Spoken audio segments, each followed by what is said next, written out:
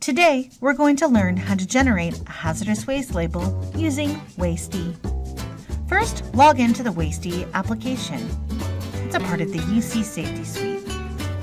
Next, click on Create a Tag. Then, select the following waste you are trying to dispose. Now select whether it is from a lab or a facility.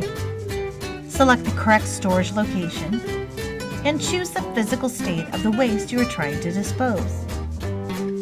Next, pick the type of container, as well as the container size and unit of measurement.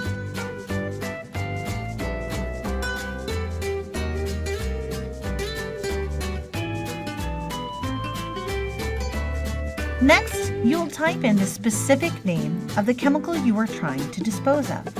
Please do not use any sort of abbreviations. Be sure to include the percentage of the chemical that is contained within your total waste.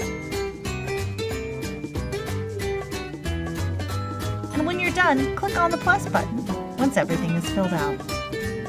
Repeat these steps if there are multiple chemicals contained within your waste.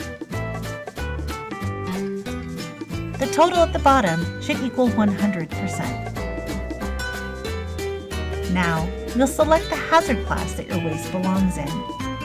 It's likely that your waste may belong to more than one class, so select all that apply.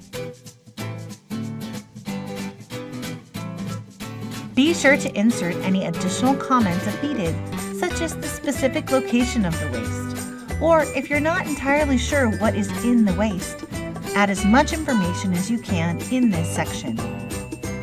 When you're done, select Save and Print.